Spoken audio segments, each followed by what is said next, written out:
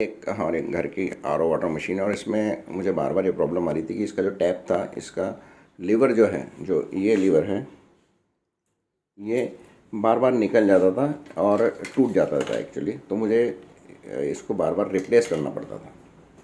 ये इसका वो लीवर है, उसमें आप देख रहे होंगे कि इसमें आपको यहाँ पे एक साइड में पिन दिख रही है और दूसरी साइड में वो पिन नहीं है, वो और टूटा हुआ हिस्सा दिख रहा हो। तो वो पिन टूट जाती थी। ये कितनी कमज़ोर प्लास्टिक की पिन होती थी कि कुछ ऑपरेशंस के बाद में भी 6 महीने बाद ये टूट जाती थी। तो और ऐसा मेरे साथ लगभग 2 साल में 3 बार हुआ। और ये पूरा सेट ही रिप्लेस करते थे यूरेका फोबाल से, और इसकी कीमत हुआ करती थी 250 रुपये, और उसके बाद 150 रुपये सर्विस चार्ज, यानी 400 रुपये का ही लगता था।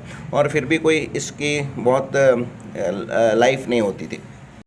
तो फॉर ए चेंज मैं अपने जो लोकल में पास नज़दीक का जो हार्डवेयर शॉप था, उसके पास मैं इसको लेके गया। उसको ये दिखाया कि ये आर ओ वाटर मशीन का टैप है, मुझे ऐसा टैप दे दीजिए। मैंने उसको सिंपल टैप मांगा था, मुझे ऐसा वर्टिकल ऑपरेशन का नहीं चाहिए था। लेकिन अंत में उसने कहा कि नहीं, ये है, ये आपको सर्विस देगा और अच्छा टैप है। इसकी कीमत मात्र 45 रुपये थी। तो मैं इस टैप को ख़रीद लाया।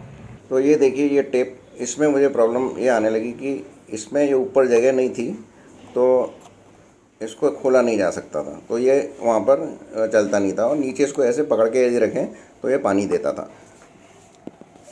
चूँकि ये ऐसा था, इसलिए मेरे घर वालों ने उसको अस्वीकार कर दिया, क्योंकि जब भी वो पानी की बोतल भरते थे तो उनको पकड़ के रखना पड़ता था। उनको ऐसा चाहिए था कि जो इस पोजीशन में लॉक हो जाए, जो कि पहले लॉक हुआ करता था। ऐसा इसलिए हुआ कि मैं एक लेमैन की तरह बिना क्या रिक्वायरमेंट है जाने उस नल का, मैं उसको हार्डवेयर शॉप पे ले गया था, और उसने अपने हिसाब से ये नल दे दिया था। अब जब मैं वापस आया तो मैंने पूरा इसको स्टडी किया और इसके रिक्वायरमेंट माने। सबसे पहला रिक्वायरमेंट तो था इसका कि इसका जो डायमीटर है इसके बराबर होना चाहिए,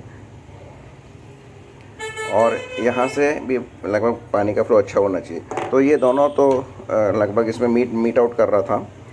दूसरा जो इसका रिक्वायरमेंट था कि इसको ऊपर वर्टिकली ये नहीं खुलता है, इसको हॉरिजॉन्टली खुलना चाहिए। मतलब जब फ्रंट से आके जब ओपन पोजीशन हो तो इस पोजीशन में ये ओपन होना चाहिए। और तीसरी पोजीशन थी कि जैसा ये वर्टिकल में लॉक होता है, ये बॉटम पोजीशन में जाके लॉक हो जाना चाहिए। तो ये सब मैंने स्टडी करके बनाया गया। और उसके बाद जब मैं प्लम्बर के पास पहुंचा तो उसने मुझे एक सही मेरा जो रिक्वायरमेंट था वो उसको मीट आउट करते हुए दे दिया। इस टैप की कीमत मात्र 85 रुपये है, और इसकी जो कि 250 रुपये से काफ़ी कम है। अब इसमें बराबर रिक्वायरमेंट मीट करता है, पानी ऐसा यहाँ पे लॉक हो जाता है, और पानी का फ्लो भी इसका अच्छा है। तो मेरी प्रॉब्लम सॉल्व हो गई। तो जहाँ मैं 400 रुपये खर्च करता था, वहाँ मेरी ये प्रॉब्लम मात्र 85 रुपये में सॉल्व हो गई। हालांकि 45 रुपये एक्स्ट्रा लगे, क्योंकि मैंने इसका पहले SOR नहीं बनाया था, यानी कि स्पेसिफिकेशन ऑफ रिक्वायरमेंट नहीं बनाया था। तो ये मेरी गलती थी, और इस वजह से मेरे वो 45 रुपये व्यर्थ खर्च हुए। तो फंडा एकदम क्लियर है कि यदि आपको कोई भी रिक्वायरमेंट हो, कितना भी छोटा हो, उसके टेक्निकल स्पेसिफिकेशंस और रिक्वायरमेंट उसके जो फंक्शनल रिक्वायरमेंट वो आपको एकदम समझ लेनी चाहिए, लोकेशनल रिक्वायरमेंट समझ लेनी चाहिए। उसके बाद ही कोई चीज़ आपको ख़रीद के जानी चाहिए।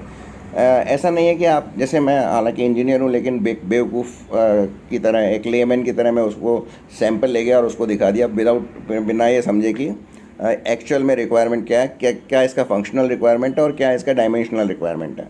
जब मैंने वो उसको क्लियर किया तो मुझे सही प्रोडक्ट मिला, और उस प्रोडक्ट की लाइफ भी अच्छी है। जो प्रॉब्लम मुझे इसमें आ रही थी, जिसमें ये पिन टूटने की समस्या है, वो भी नहीं आएगी, क्योंकि उसमें डिफरेंट डिज़ाइन में उसमें थ्रू पिन है, जो कि इसमें होल है एक, और इसके अंदर से जा रही है वो। ये होल है, एक होल है उसमें, और उसके अंदर से जा रही है, तो उसकी लाइफ भी अच्छी होगी।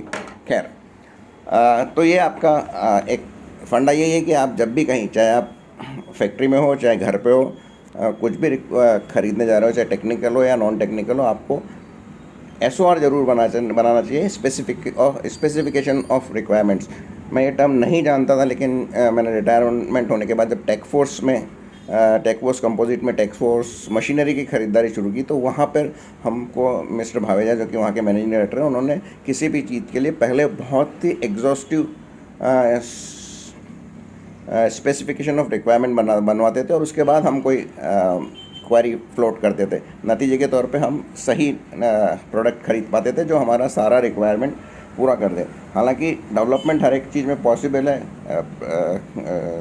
इम्प्रूवमेंट्स पॉसिबल हैं, बट बेसिकली अगर आप SOR नहीं बनाएंगे तो आपको गलत प्रोडक्ट हाथ में लगेगा और आपकी मेहनत बेकार जाएगी।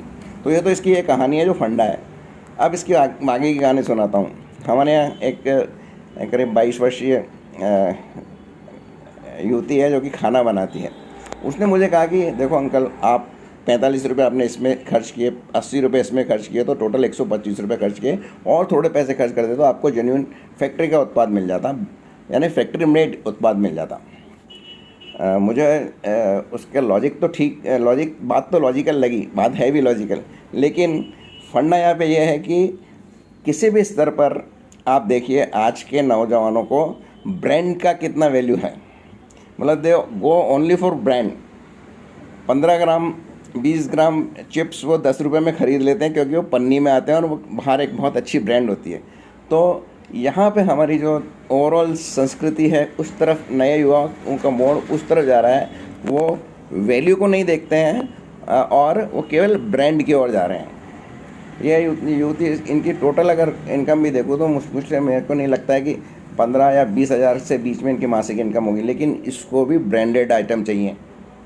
और ये this is something which is worrisome.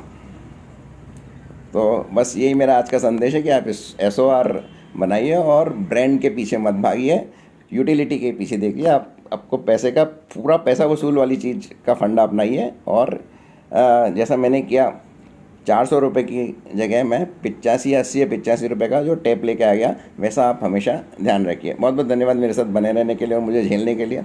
आपको अच्छा लगा हो तो इसको लाइक कीजिए, शेयर कीजिए और मेरे चैनल को सब्सक्राइब कीजिए। इसी तरह के कुछ और मैनेजमेंट फंडे या सक्सेस फंडे या ज़िंदगी के फंडे मैं आपको लगातार देता रहूँगा। बहुत बहुत धन्यवाद।